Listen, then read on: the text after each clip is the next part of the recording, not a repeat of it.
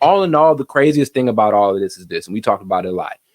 This Nets thing is really about to come to an end. This Kyrie and Kevin Durant duo, we saw how we got to see how great they were together. We saw flashes of it. When they're on the court, they're easily the best 1-2 punch in basketball. We had a video talking about that. Now it seems like it's going to be over with. You know what I mean? It's even when things were working between them three with Harden, we were like, oh, this is going to be great. I've never seen something that looked so good on a basketball court that just, and it looked good, but they just didn't want to keep it together. When James Harden got traded to the Nets, we were critiquing him. It was like, I don't know if this will work. I don't know if that'll work or anything like that. But then when we actually saw them play, it was like, I don't know. It was like they played as kids or something, and they remember how to play with each other. They remember James Harden would be in the corner over there ready to shoot. KD would be at the top of the key. Kyrie would be over. Like they had chemistry. I don't know how. But then they had chemistry on the court, but not off the court. So it's like I don't know. Like you said, I don't know if I've ever seen that. Normally, it's the other way around. You have chemistry off the court, and it doesn't really translate to on the court. Usually when we see these duos or trios come together, it's always like they just didn't fit, right? Like I think when you just look at some teams, you're like, these two guys didn't fit on the court well together. Mm-hmm. Like with Kyrie, Harden, and Durant, we go back to those days. They worked perfectly. They were all willing to play new roles and sacrifice. Harden was like, okay, I'm going to give up my 30 a game to try to get 10 assists and be a facilitator. And he was cool with that. And that was a big question people had, kind of coming in. And even the weird thing now is Kevin Durant and Kyrie both are cool with each other. Just last week, Kyrie's like, that's my best friend or whatever the case may be. I don't get it. Yeah. I don't get it. I do forget, though, KD and James Harden did play with each other before James Harden was James Harden. So it's I guess good to bring that up. But it's weird because, like you said, he was like, Kyrie was like, that's my best friend. I guess you can still be best friends. They probably both won out. That's the reality of it. But they went on like a double-digit game winning streak like a week and a half ago. So it's really weird. It's almost like the Russ and Harden effect where they were really close with each other. I mean, they didn't fit well together, but they were real close with each other, but they just knew they couldn't play together. So it could be like that. But yeah, I mean, they played the game so well together. I thought a couple weeks back that this team was the best team in the East, when Kevin Durant is there at least. And then now it's kind of like, oh, we're going to give this whole thing up. When Kyrie's saying he wants to trade, we know only thing that's going to keep him here, even if he doesn't get traded, only thing that's going to keep him here is probably a championship. And that's not even a lock. That's not even a thing we can be sure of. You know what I'm saying? Because after seeing Kawhi leave after winning the title, we don't even know if a title is going to keep Kyrie here. So it's really confusing and really weird for a team that's really good. Bro, I think I'm be honest, I'm not, I normally don't agree with ownership, and I still don't. I think the ownership has done some things that's kind of sketchy and kind of, I don't know, not wrong per se, but just sketchy. I just keep that word. But I feel like Kyrie and KD kind of fucked the organization over a little bit. Oh, yeah. Because they had them trade away their young players like Spencer Dinwiddie, and they traded away Karis LeVert and Jared Allen. Like those are three of their main people like they were trying to build around. And now that they traded away those young players and they're doing great things with their teams, they're kind of stuck with KD and Kyrie wanting to leave, and then they're going to be ass out when they do leave. It's like we gave up the development process. It's almost like the Lakers. Like if the Lakers end up making nothing happen, front office is going to look at it like we gave up our development process and we brought in these guys, these superstars to try to build this dynasty or something or whatever the case may be. Granted, they did win a title, but like I said, they gave up the rebuild process for something immediate, and it worked for 1 year with the Lakers. But with the Nets, they gave up that development process. They gave up that team that was actually pretty solid that made the playoffs or whatever the case may be before Kyrie got there. And then now they have Kyrie and KD, and Kyrie and KD are pump faking them on a consistent basis. Yeah, Kyrie demanded a trade, but KD did too. You know what I'm saying? Kyrie just had games we played half the season. They put them. I don't like taking the GM side. Me either. But they put the fans on a roller coaster emotionally. You know what I mean? From a playing perspective, they definitely gave ownership a reason to be pissed off. Yes. Because you all been there I guarantee you, without even looking up the stats on this and everything, they've been there like 4 years probably. Since we were freshmen in college. Well, yes, since we were freshmen, they've all been there. This their fourth year there or whatever. I guarantee you they damn near missed half the games they've been there. Maybe more. Just what the eye test tells me, because they haven't been playing a lot of games because they definitely are like injured type of like players that get injured a lot. So it's that too. When they're on the court, they play well together, but then we don't see them on the court a lot. And they're fourth in the East. This is a problem when a team is fourth in the East. They're not bottom. They're not like bottom 2, bottom 3, or like the 11th seed or the 12th seed. They're fourth in the East, and they're like 5 games out of first place. It's the most disappointing pair up of all time because even when you look at last season, they shit they pants in the playoffs. There's that too. So it's so weird for a duo it's so weird for a duo to mesh so well with each other, and we got nothing out of it. You know what I mean? It's insane. They're exactly 5 games out. I kind of just guess, I'm be honest with you, but I got it right. Yeah, they're exactly 5 games out of first place, and you just want to just give it up. Even the bench is starting to even play better. Like their depth has kind of come alive now too. Everything's coming together. Like everything comes together, you decide to request a trade. Dude, come on. Yeah. And if it's gonna be just contract negotiations, and I'm not a lawyer, I don't know how that stuff, I'm not the agent, I don't know how all of that stuff works. If it's gonna come down to you saying things like I'll play, but I know I'm gonna leave in the offseason, why does it have to get publicized?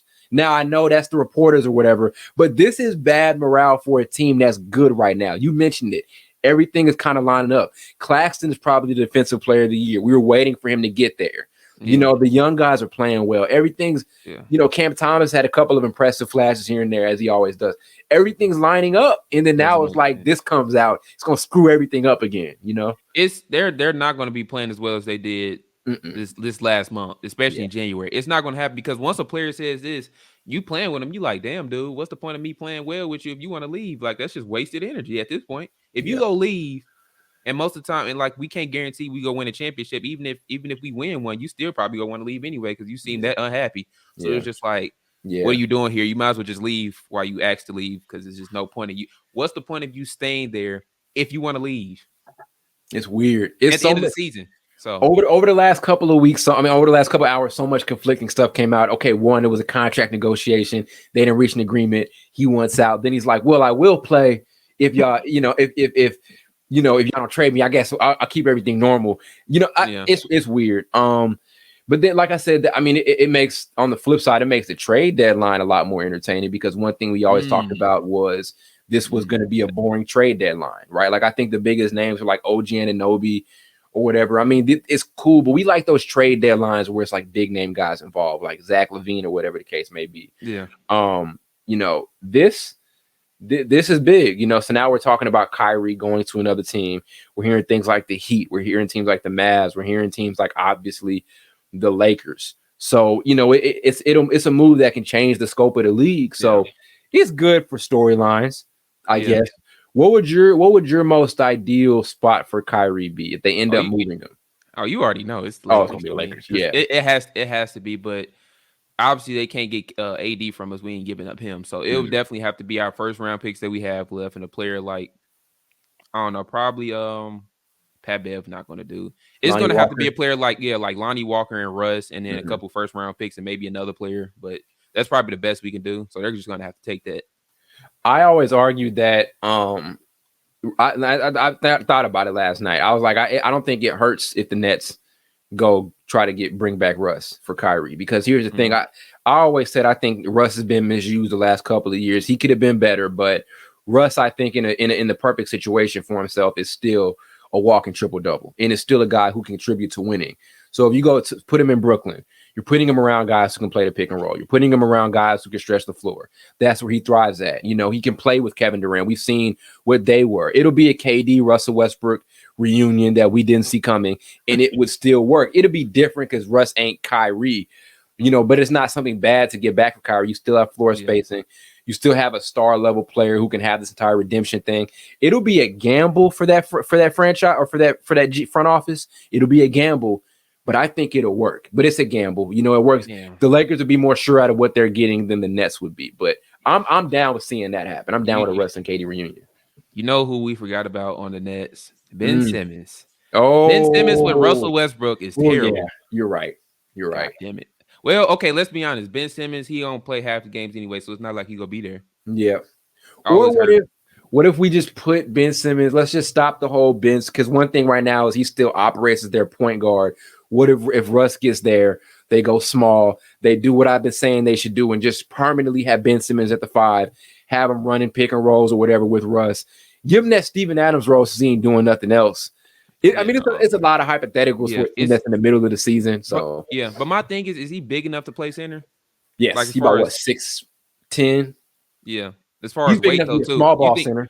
yeah, that's true. But I don't know. But he get hurt every time the ball barely hit him in the nose. He went in the back of the locker room. Yeah, I saw that the other day. Like he got shot. I'm like, yeah, this dude just don't want to play. That was, I guess that's the best trade they can find for James Harden. At least they found him a great, I guess, team to trade James Harden to. But then you got back Ben Simmons, so you definitely ain't win a trade, clearly. But because Ben Simmons hasn't contributed to anything that they're doing right now. That's It's facts. not been because of him. That's facts. He's had some decent games, but let's be honest, he's just Yeah. not a great player anymore.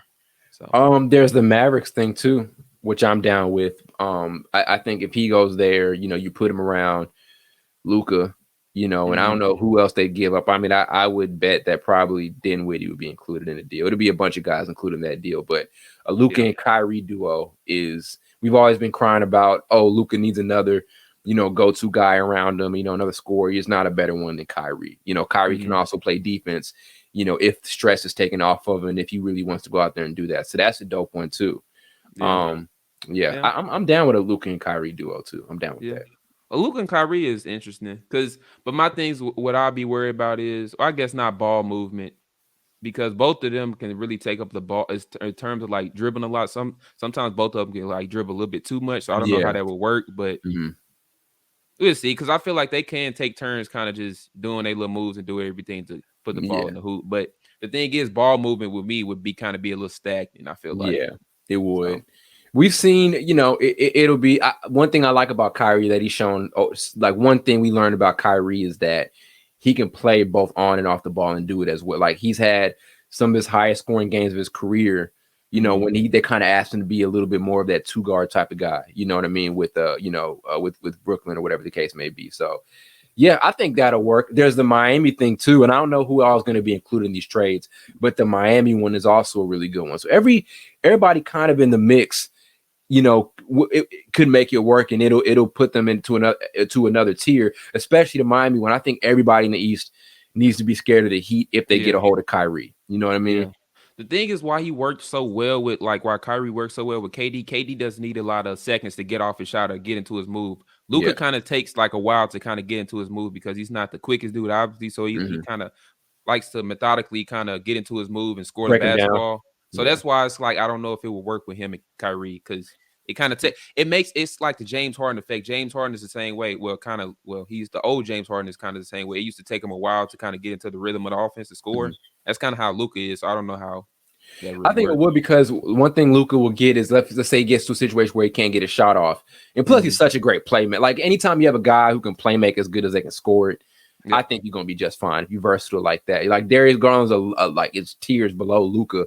But the reason that him and Donovan Mitchell are working well together is because he can score it and he can also facilitate it when he needs to. So there are great situations for those two guys. All in all, like I said, is to bring it back. The fact that, and you said, you said it. You said it's too quiet in Brooklyn.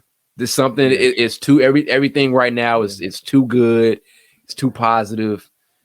I don't know why the hell it's quiet over there. Nothing bad is happening, but something ain't right. And you did say it, and ultimately now they're in this situation to where you're going to end up giving away your star point guard or whatever the case may be, and or even if you don't, now you're sitting here with this lingering thing, is he going to be here, all that. And think about these young guys too, and you mentioned it, these young guys a couple of times have had to hear their top two best players, their vets, their guys that are leading them and teaching them the game or whatever the case may be.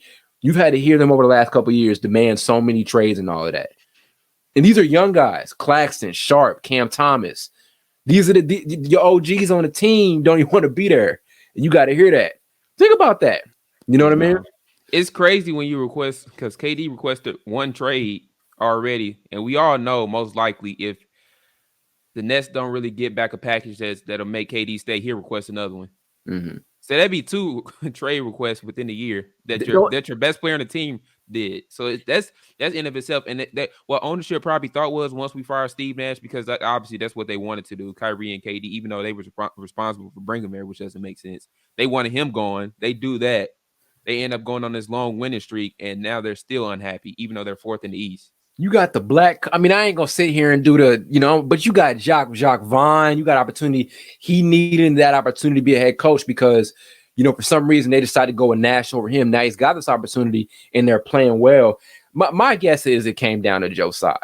I think that's what it came. I think Kyrie was pretty pissed about the way that went because I think Joe Tsai was extremely disrespectful, with how he handled that. I think that could be the case.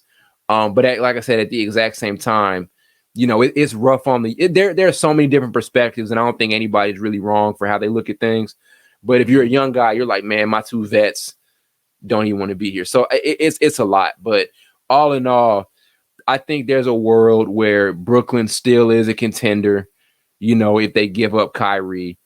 And I think there's a world where Kyrie gets to a situation that I guess he likes. Because I think Kyrie is looking for a better front office or better management, something he's more comfortable in. Yeah. I can't tell you what it is, but I would guess what it is. I guess better stability.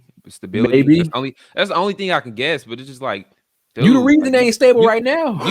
You caused some of that like unstableness though. Yeah. So it's just like, I don't want to be that person that says that, but it's the truth. Like, you're the reason it's not as stable as it once was there. Yeah, you're one of the reasons. You're not the reason, but you're one of. And whatever reason is behind it, let's just, there's not stability there because of a lot of things that have to do with you. Not saying he was wrong, but it's just a fact. It's just a fact, So yeah, man, I hope they get to a situation where they find something that works because good God Almighty.